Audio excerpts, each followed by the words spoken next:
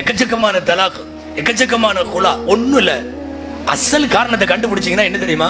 அம்மா அத்தாட்ட ரொம்ப செல்லமா வளர்ந்த பிள்ளைகள். நீங்க போய் குலா எங்கெல்லாம் நடக்குதோ விசாரிச்சு பாருங்க, தலாக் எங்கெல்லாம் நடக்குதோ விசாரிச்சு பாருங்க. சில இடங்கள்ல மாப்பிள்ளை தவறு, சில இடங்கள்ல பெண்ணுடைய தவறு. ஆனா இன்னைக்கு மெஜாரிட்டி என்ன தெரியுமா?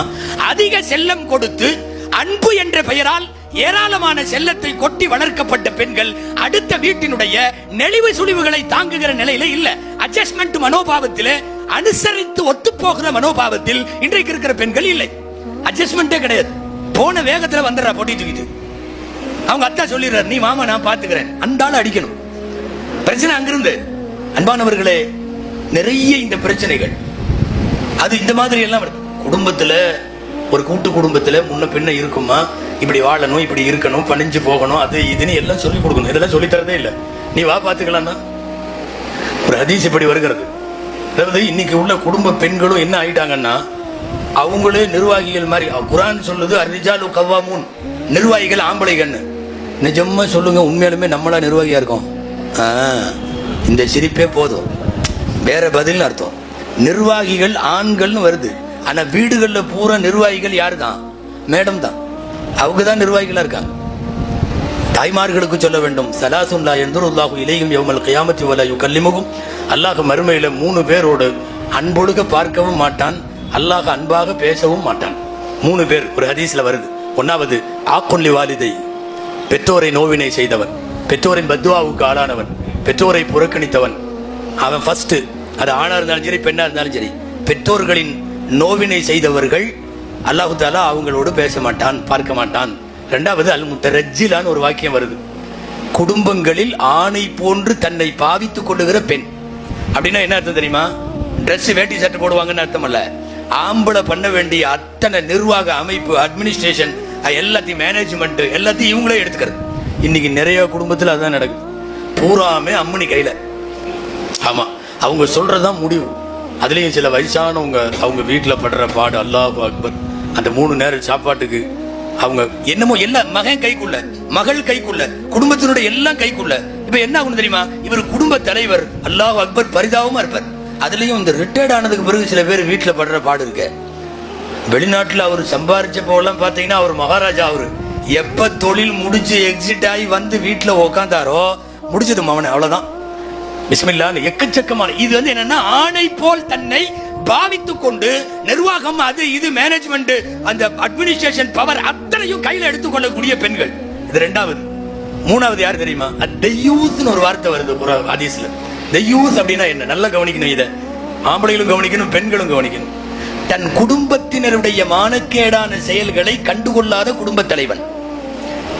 என் பையன் சரியில்லை, என் புள்ள சரியில்லை, அவங்க கான்டாக்ட் சரியில்லை, அவங்க காட்சி சரியில்லை, அவங்க பழக்கம் சரியில்லை என்று தெரிந்தும் கூட தெரியாமல் நடக்கிற குடும்ப தலைவன் தலைவி இருக்காங்கல்ல, அவங்க தான் இந்த மூணாவது. பெற்றோரை நோவினை செய்பவன், ஆண்களை போல் தன்னை குடும்பத்திலே நிர்வாக ரீதியாக பாவித்துக் கொள்ளுகிற பெண். மூணாவது, தன் குடும்பத்தில் தன் கண்ட்ரோலுக்கு கீழே இருப்பவர்களுடைய சாக்கடைத்தனமான செயல்களை கூட கண்டுகொள்ளாமல், காது கேட்காமல், பார்க்காமல் இப்படி இருக்கக்கூடிய குடும்ப தலைவன்.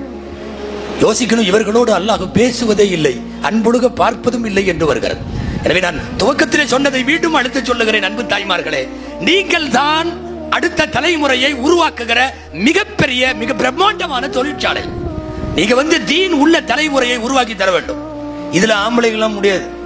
ஆம்பளைங்க அவங்களே உங்கள்ட்ட கிட்டத்தட்ட சரண்டரா தான் இருக்கும். முதல்ல எல்லாம் கல்யாணத்துல நாங்க பேசும்போது திருமண பயான்ல சொல்லுவோம், மாப்பிள்ளைகளை பார்த்து, ஆணாதிக்கத்தோடு இருக்காதீர்கள், தயவு செய்து பெண்கள் மீது இரக்கம் காட்டுங்கள் அப்படின்னு எல்லாம். இப்ப கொஞ்சம் மாத்தி சொல்றோம், மாத்தமா சொல்லிட்டு இருக்கோம். என்னன்னா, பெண்களை தயவு செய்து ஆண்கள் மீது இரக்கம் காட்டுங்கள், அவர்கள் பாவம், ஆண் பாவம் பொல்லாதது, பெண் பாவம் அல்ல. ஆண்மை நிஜமா பொய்யெல்லாம் சொல்ல. இன்னைக்கு காலையில திருச்சியில கல்யாணத்துல பேசிட்டு தான் வர்றேன் நான். பெண்ணாதிக்கம் மிகைத்திருக்கிறது. பெண்ணாதிக்கம், ஆணாதிக்கம் அல்ல, பெண்ணாதிக்கம். பாவம் அவங்க, தயவு செய்து அவங்களை கொஞ்சம் பத்திரமா பாத்துக்குங்க. ஆனா ஆண்களுக்கு ஒரு ஆறுதல் சொல்றேன். ஹதீஸ்ல அப்படி ஒண்ணு வருது. ரொம்ப டார்ச்சர் பண்ற மனைவிக்கு கீழே இருக்கிற கணவன்மார்களுக்கு அய்யூப் அலைஹிஸ்ஸலாத்தோட கூலி உண்டாமா? அல்லாஹ் அக்பர். 18 வருஷம் நோய்வாய்ப்பட்டு படாத பாடுபட்டாங்கல்ல, அவங்க கூலி நமக்கு கன்ஃபார்ம் நல்லா சொல்றான். எப்ப தெரியுமா? வீட்டுல டார்ச்சரா இருந்தா. பெரிய மகான் ஒருத்தர் இருந்தார், ஹஜ்ரத் அதிகமா சிரிக்கிறார். அன்பானவர்களே, பெரிய மாமேதை அபுல் ஹசன் ஹர்கானி ரஹிமஹுல்லான்னு ஒருத்தர் இருந்தாங்க. சில நேரம் அவங்க பெரிய அவுளியாவா இருப்பாங்க, வீட்டுல அமையிறது அந்த மாதிரி இருக்காது. அவர் அஜர்த்து ஆஜியாரு முத்தவல்லி ஆட்டு பூட்டு எல்லாம் இருக்கும், வீட்டுல வேற மாதிரி இருக்கும். பகதாதுல இருந்து ஒரு பையன் வந்தார். எதுக்கு தெரியுமா? ஷேഖ பாக்குறதுக்கு. ஷேக் அபுல் ஹசன் ஹர்கானி ரஹிமஹுல்லா பெரிய ஆளு. காட்டுல உட்காந்து திக்ரு செஞ்சாங்கன்னா அவங்க கூட சிங்கம் எல்லாம் திக்ரு செய்யும். அவர் உட்கார்ந்து இருக்கிறப்ப சிங்கத்து மேல இப்படி கை வச்சு உட்கார்ந்து இருப்பாரு. சமயங்கள்ல காட்டுக்குள்ள இருந்து சிங்கத்துல உட்கார்ந்து வருவார். அவர் வரலாறு படிக்கிறப்பவே எல்லாத்துக்கும் சிங்க நினைப்புக்கு வரும். என்ன கூடவே நீங்க ஒரு அட்டாச்சாவே இருப்பாரு சிங்கத்து கூட. அவ்வளவு பெரிய ஆளு. பகதாதுல இருந்து ஒரு பையன், ஒரு 20-30 வயசு பையன் கிளம்பி ஷேഖை சந்திக்கலான்னு வந்து அட்ரஸ் கண்டுபிடிச்சு வீட்டு கதவை தட்டிட்டான். அப்பாலும் கதவை திறந்தது அந்த அம்மா உள்ள இருந்து. அது வேற மாதிரி அம்மா. அல்லாஹு அக்பர்.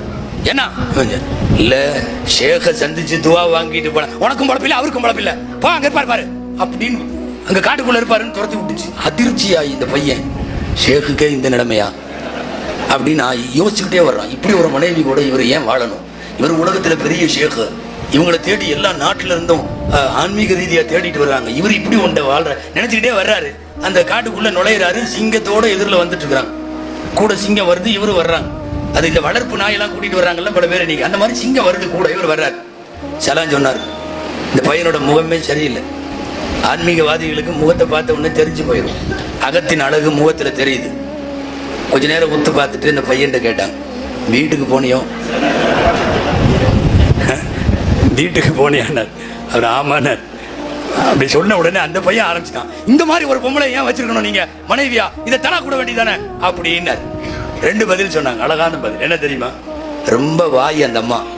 ஆனா ஓவரா அந்த அம்மா வாய் பேசும்போது நான் அமைதியா இருந்துறதுனாலதான் அல்ல வெளியில இந்த மாதிரி வாயில்லா ஜீவனை எல்லாம் என்னோட கண்ட்ரோல்ல வச்சிருக்கான். வெளியில சிங்கம், புலி, கரடி எல்லாம் என் கண்ட்ரோல்ல. ஏன் தெரியுமா? அந்த மட்டும் நான் கண்ட்ரோல்ல. அப்புறம் சொன்னாரு, தலாக்கு விட்டுறலாமல்லன்னு கேட்டீல்ல, நான் விட்டுருவேன். ஆனா எனக்கே நல்லா தெரியும், நான் தலாக்கு விட்டா வேற எவனும் கட்ட மாட்டான். அந்த அம்மாவை வேற யாரும் கல்யாணம் பண்ண முடியாது. ஆனா என் பிள்ளைகளை அவன் நல்லா பாத்துக்கிறான். அந்த வேலையை அவன் செய்யறா இல்லையா? அது நான் செய்ய முடியாது. நான் செய்ய முடியாது அந்த வேலையை. என் பிள்ளைகளை வளர்ப்பதில் அவள் சரியாக இருக்கிறாள். எனவே என்ன பேசினாலும் பரவாயில்ல, அவள் மனைவியாகவே இருந்து விட்டு போகட்டும் அப்படின்னு சொல்லி அபுல் ஹசன் ஹர்கானி ரஹ்மத்துல்லாஹி அலைஹி சொல்றாங்க. இப்ப இதையெல்லாம் சொல்லிட்டு நீங்க எங்களுக்கு என்ன சொல்ல வர்றீங்க அப்படின்னு கேக்குறீங்க. ஒன்னும் இல்ல, டார்ச்சர் அதிகமா இருந்தா நீங்க அவுலியாவாகிறதுக்கு வாய்ப்பு உண்டு. சொல்ல முடியாது, நம்ம எல்லாமே அவுலியாக்கள் ஆகிறதுக்கு வாய்ப்பு உண்டு.